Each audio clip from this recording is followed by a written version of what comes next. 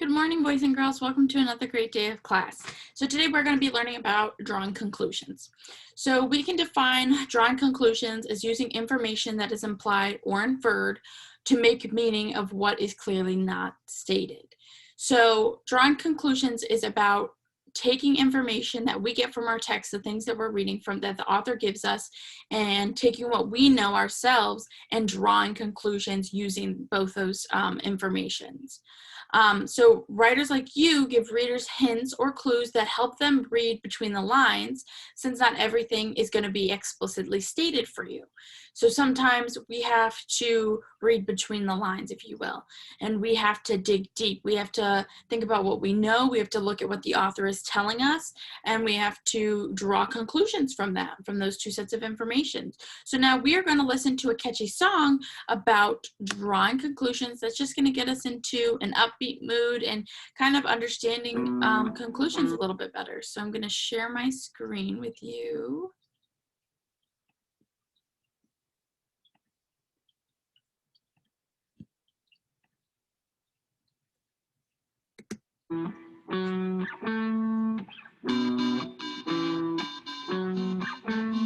We draw conclusions, yes we do, we draw conclusions all the time. We draw conclusions while we read to get in the author's mind. If we read about a character that's limping down the street, then we can't conclude that they hurt their leg or feet.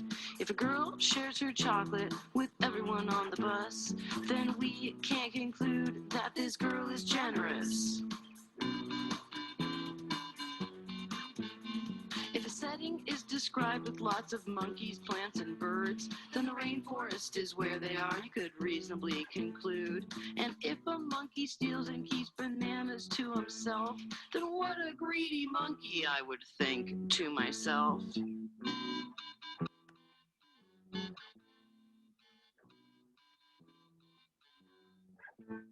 We draw conclusions, yes we do, we draw conclusions all the time. We draw conclusions while we read to get in the author's mind. If a hero tells the truth and the conflict's all that instant, then the author wants us to conclude that honesty is important. If a kid drops things and falls a lot, even while they're sitting, then clumsy is a word I could conclude is rather fitting. If a fireman runs through the flames to come and rescue us, then we can easily conclude that he is quite courageous. If you always try your best, if you're that kind of person, then I might look at you and think, now that kid is determined. We draw conclusions, yes we do, we draw conclusions all the time. We draw conclusions while we read to get in the author's mind.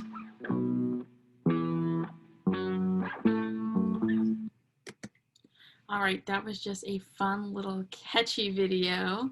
I know I'll be singing it for the rest of the day, so it is definitely a catchy song that will stick to you, which is great because it's a great, I think, explanation of drawing conclusions. But after watching the video that brought our definition of drawing conclusions to life, I just now want to go over a few questions that after watching the video and getting to know a little bit more about drawing conclusions.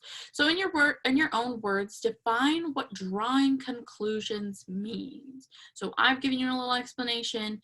The video has gone into it and given you examples. Now make in your own words a definition for drawing conclusions. Drawing conclusions is definitely using information given by the author and fill in the information that the author does not explicitly state. Does not really give us. So what is one example of drawing conclusion? So what is one example of drawing conclusion? Maybe from an example they give you from a video, one that you can just make up yourself. That'd be great. So if a book describes a character as limping, this was the first one in the video, you can conclude that the character hurt their foot because they're limping. All right, now fill in this blank. We draw conclusions. This part we want to do, when do we draw conclusions? So we draw conclusions when? We can draw conclusions when we read. And we draw conclusions all the time. Those would be two great ones. So what is one time you had to draw a conclusion in your everyday life? So this could possibly be a time you had to conclude someone's emotions. I know that when I saw my mom in the kitchen cooking, and she was mixing the bowl like really quickly and kind of throwing things around, I could tell by all that movement and all her, like fierce, the look in her eyes and going crazy and throwing things, that I concluded that she was upset. And I was like, oh, she said she's angry. So what's a time in your life? It could be someone's emotions or something else that you concluded about a person because of something they did. Yeah, that's a good one. So you concluded that your mom was mad at you because you forgot to clean your room after she had asked. So she had asked you, she had asked you multiple times, and you concluded that she was going to be mad at you because you still didn't do it, and it was something that she really wanted you to do. All right, great job. Now, class, what do good readers do when they draw conclusions?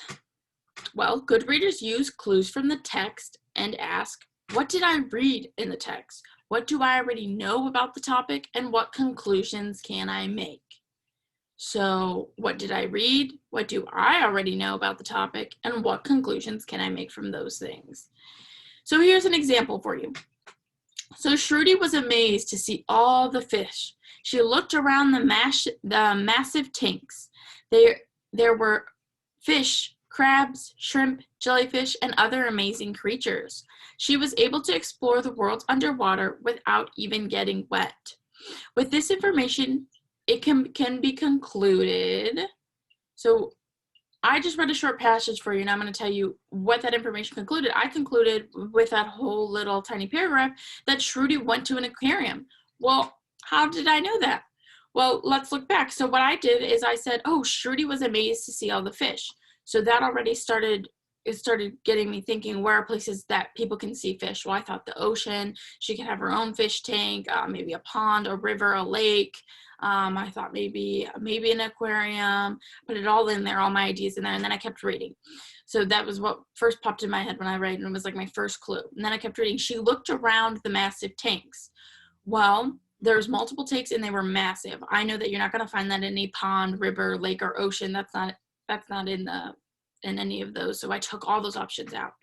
And most of the time people have one little tiny fish tank, maybe one bigger one, but not multiple massive tanks. So that kind of took it out. And so now I'm thinking aquarium, but I'm still not sure yet. I want to get some more information. So I kept reading, and I found more things to back this up. There were fish, crabs, shrimp, jellyfish, and other amazing creatures. Well, we know that, if you had your own fish tank, you were not going to have, people have goldfish, betta fish, but you're not really seeing amazing creatures like jellyfish and such like that. So we're getting, deeper into the thought about that. It could be an aquarium. It's getting stronger. And then we kept reading, and she was able to explore the world underwater without even getting wet. This just totally sealed the deal for me. A place where you could see all these different sea creatures and not get wet, not touching the ocean. And there's so many different ones, so it's more than just a little tank. So ding, ding, ding, we have our aquarium. And that's how I drew conclusions. See, I went through the text, and I got all the information that the author was giving me, and I used all that information. And then I used what I already knew. So he didn't explicitly say Shruti was at the aquarium. He didn't say, oh, Shruti's at the aquarium. No, they never said that in the paragraph, right? But I thought about it. I looked at the information that they gave me. I knew what I already know about the topic, that I knew some things about an aquarium and what kind of that has. So I used those two kinds of information to come up with my conclusion. Let's do another one. This one's a little shorter. So I'm going to read a little thing for you again. So your little brother asks, are we there yet? The car is filled with suitcases. Your parents look at a road map to see where their next turn is. What is happening? What can you conclude?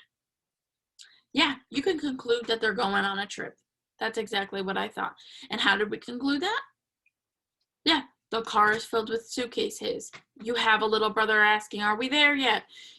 The road map, that's a great one. See, we used all that information. They never said, oh, we're going on a road trip, but we used the information that we saw in there, and we concluded we used our information, our background information that we know about road trips, and we got to draw a conclusion that they are going on a road trip of some sort.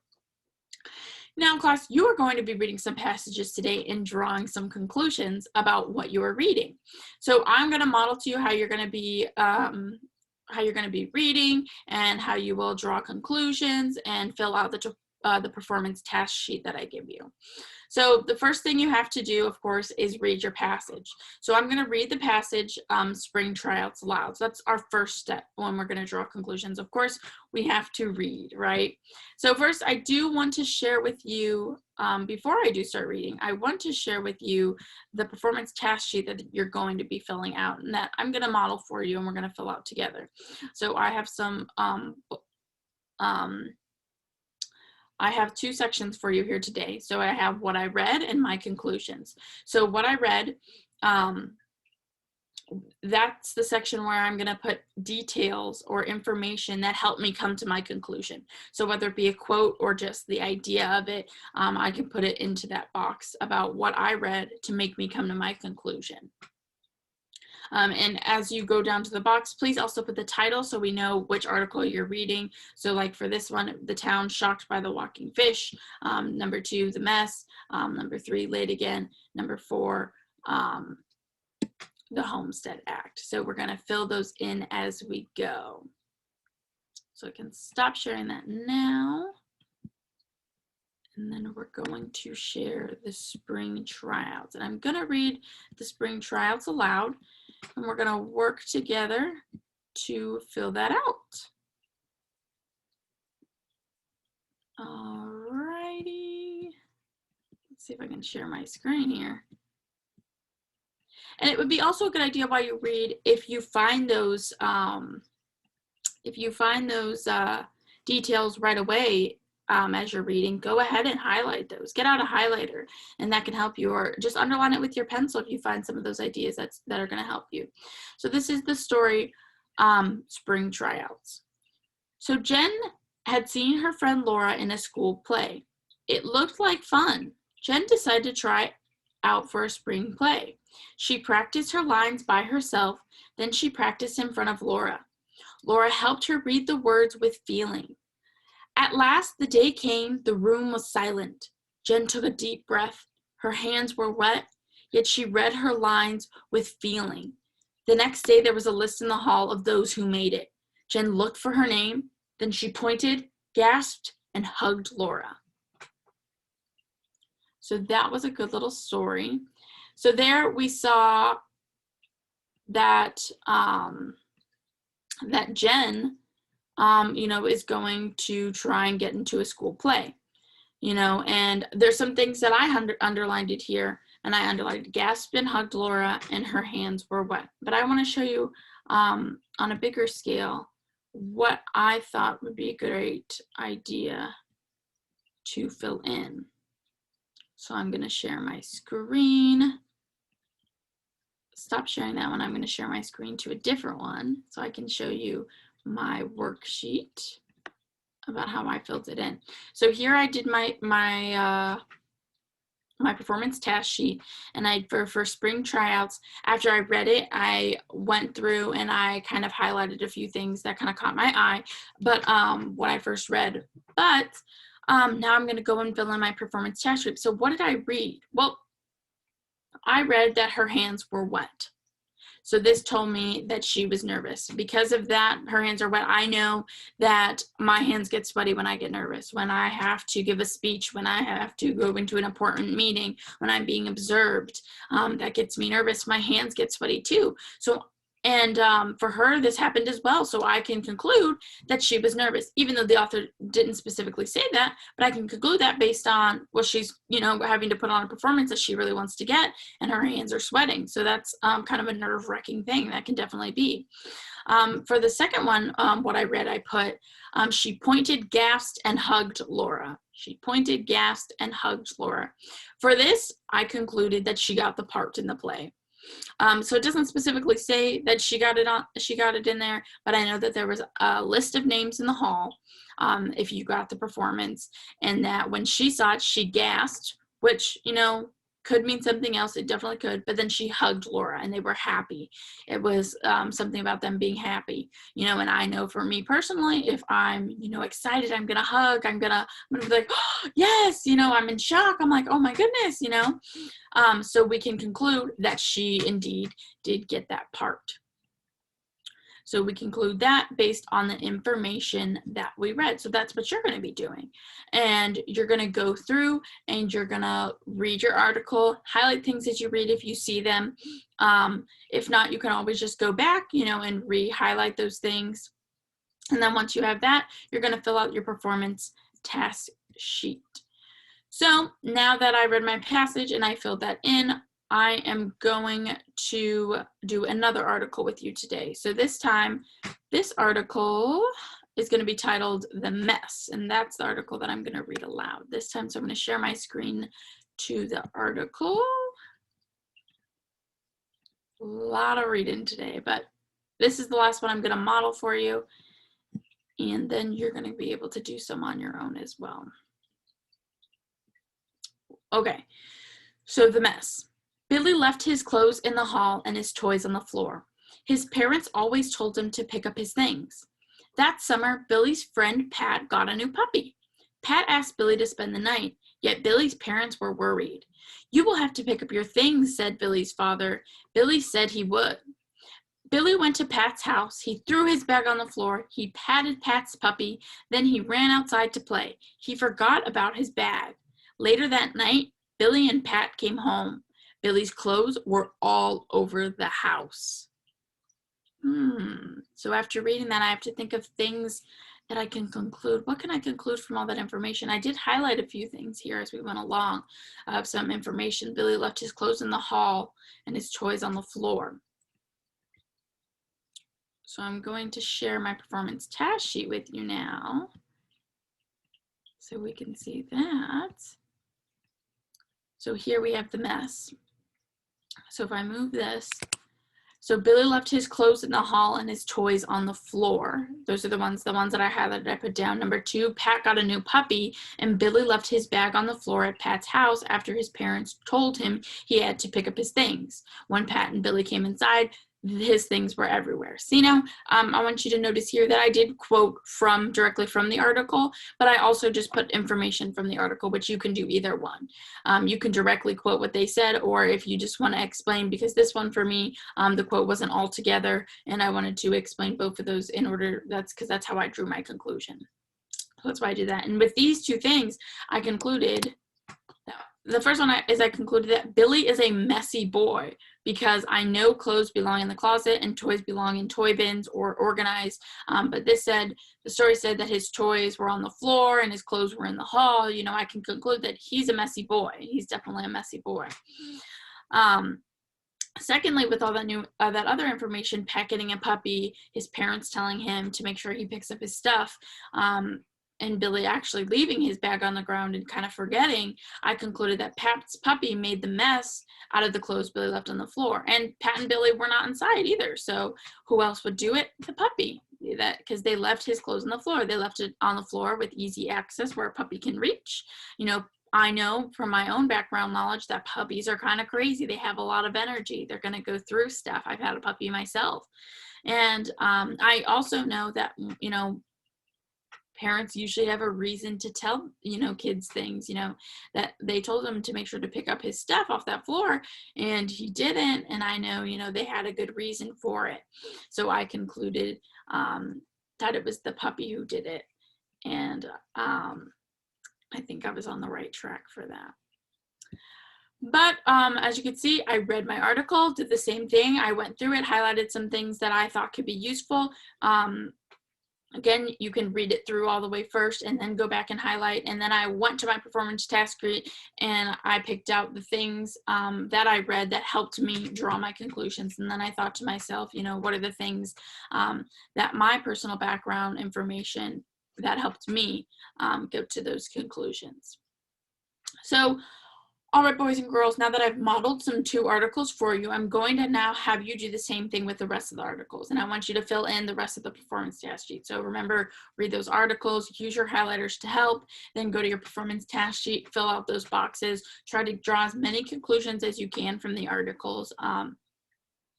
So just do your best, go ahead and keep working on that. And I'll give you some time to do that. All right, class, today we did a great job with learning and practicing how to draw conclusions. We learned some awesome new vocabulary, such as drawing conclusions, which we know is using information that is implied or inferred to make meaning out of what is not clearly stated. We also, in our readings, we learned about settlers, a person who moves to live in a new area, gasped, to inhale suddenly out of pain or astonishment. And lastly, in one of our articles again, homestead, a house, especially a farmhouse more specifically. So we learned that drawing conclusion is taking information we get from the text and from our own knowledge to make a conclusion that the author does not explicitly state. So in order to draw conclusions, we need information from the text and we need our own background knowledge about the topic. We know that the author does not always just give us all the information, or he doesn't always just, or he or she doesn't always just give us the answers, or just explicitly says, oh, Mom felt angry. They don't always just say that. Sometimes there's things that we have to draw conclusions from. And that, as the reader, we have to draw conclusions on what the author is trying to say. So that's what we have to do. So the writer, the author, is telling us information and giving us all the tools, that we need to draw those conclusions, and we just have to use that information from the text and our own information. And then as readers, we draw those conclusions on what the author is really trying to say without explicitly saying it. So great job in class today, everyone. I think you all did a wonderful job with drawing conclusions. Make sure to turn